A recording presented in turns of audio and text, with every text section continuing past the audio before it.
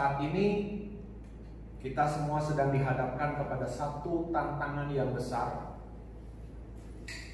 yang saya yakini bahwa ini merupakan salah satu dari rekayasa iblis untuk membuat kehidupan anak-anak Tuhan kehilangan kerinduan untuk beribadah. Ibadah adalah salah satu cara di mana Tuhan sedang mempersiapkan umatnya untuk beradaptasi dengan kerajaan sorga.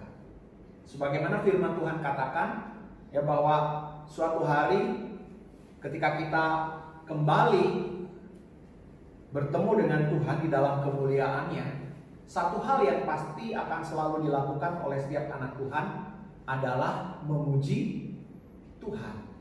Nah, kebiasaan ini berusaha untuk dihalangi oleh iblis, oleh kuasa kegelapan, supaya setiap anak-anak Tuhan kehilangan rasa, kehilangan kerinduan untuk senantiasa memuji Tuhan.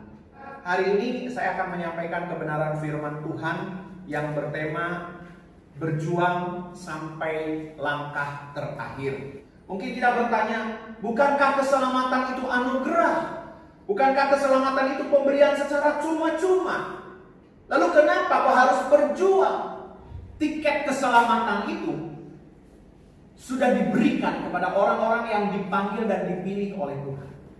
Ya, saudara adalah orang-orang yang dipanggil dan dipilih oleh Tuhan untuk memperoleh tiket keselamatan.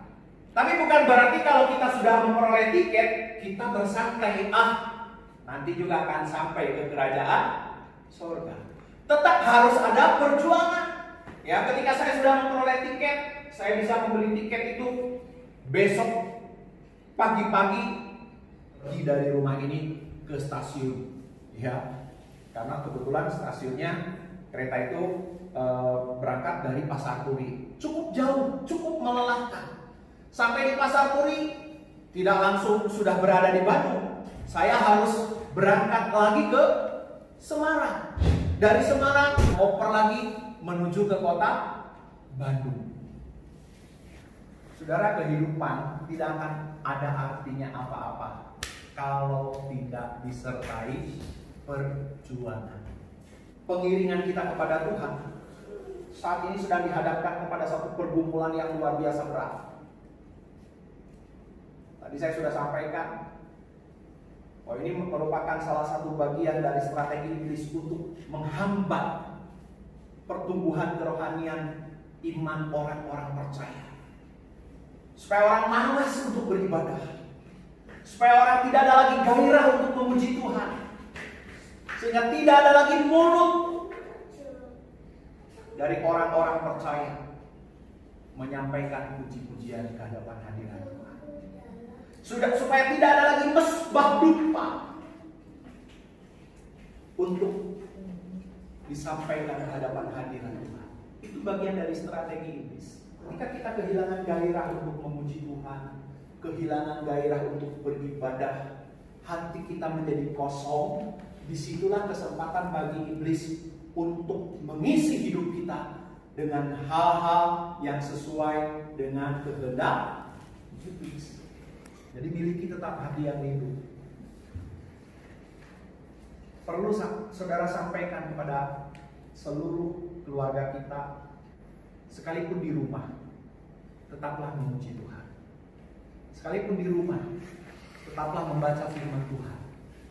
Sekalipun di rumah, tetap punya kerinduan seperti seekor rusa yang rindu sungai yang berair.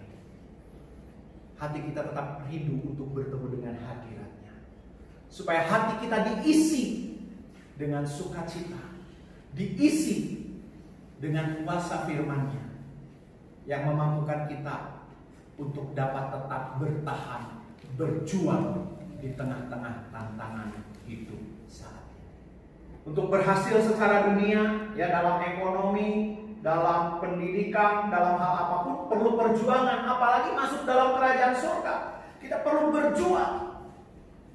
Walaupun mungkin dengan kejadian hadirnya virus corona ini, banyak hal dalam aspek kehidupan kita dibatasi.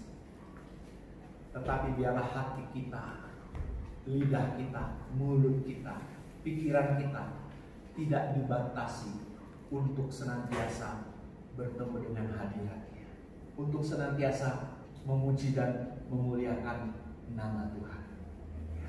Tetap berjuang, karena memang hidup adalah perjuangan. Hidup perlu perjuangan, hidup perlu melakukan sesuatu. Jangan sampai kita menjadi orang Kristen yang stagnan atau berdiam atau tidak berbuat apa-apa. Karena salah satu dosa terbesar adalah ketika kita tidak berbuat apa-apa. Ada seorang yang diberi talenta, yang satu diberi 5 talenta, dan yang satunya lagi diberi 2 talenta, yang satunya lagi diberi 1 talenta. Dalam perumpamaan ini dikatakan bahwa yang 5 talenta, yang dipercayakan 5 talenta ini kemudian berkembang menjadi 10 talenta. Dia berkembang 2 kali lipat. Dan tuannya memuji apa yang sudah dilakukan oleh hambanya yang dipercayakan 5 talenta. Yang satunya lagi dipercaya 2 talenta. Dan 2 talenta ini berkembang juga, pada akhirnya menjadi 4 talenta. Tuannya juga sama memuji dengan pujian yang sama seperti kepada hamba yang dipercayakan 5 talenta. Namun yang satu ini berpikir lain. Hamba yang menerima 1 talenta ini justru tidak mengembangkan talenta itu. Bahkan talenta itu dipendam. Kalau dilihat sepintas, dia tidak melakukan kejahatan, dia tidak nipu. Uang yang dipercayakan 1 talenta itu dikembalikan tetap 1 talenta.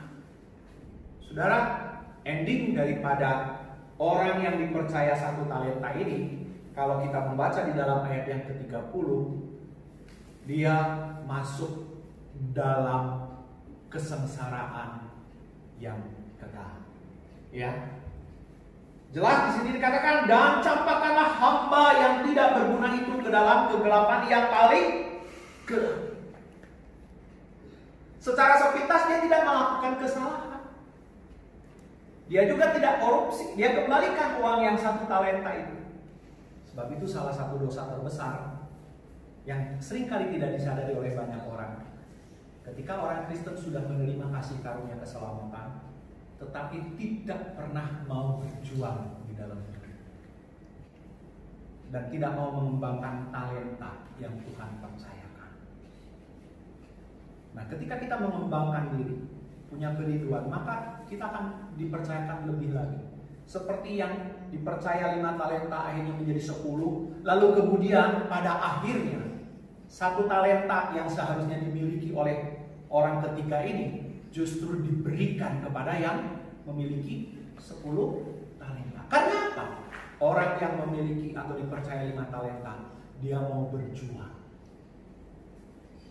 Memang Alkitab tidak menceritakan bagaimana dia berjuang, tetapi yang pasti dia sudah pasti dia berjuang supaya bagaimana caranya 5 talenta ini dapat berkembang. Tuhan sudah mempercayakan kasih karunia keselamatan. Di samping kasih karunia keselamatan, Tuhan juga sudah mempercayakan kepada kita talenta-talenta masing-masing. Setiap orang pasti diberi kemampuan oleh Tuhan. Dan itu perlu dikembangkan, perlu diperjuangkan. Dan perjuangan kita bukan hanya 1 tahun, 2 tahun, tetapi perjuangan kita sampai pada langkah yang terakhir. Nah, hamba yang diberi 1 talenta ini tidak menyadari. Dia mengecilkan arti 1 talenta, padahal 1 talenta itu nilainya sangat besar. Karena dia berpikir, kok orang lain kok lebih besar, orang lain lebih hebat, saya nggak ada apa-apanya. Saya ingin katakan kepada saudara, setiap saudara diberi kemampuan, diberi talenta oleh Tuhan, dan kembangkan talenta itu, berjuang dalam hidup kita, pengiringan kita kepada Tuhan, dengan apa yang sudah Tuhan percayakan kepada kita. Berjuang sampai pada langkah yang terakhir. Tuhan Yesus memberkati saudara.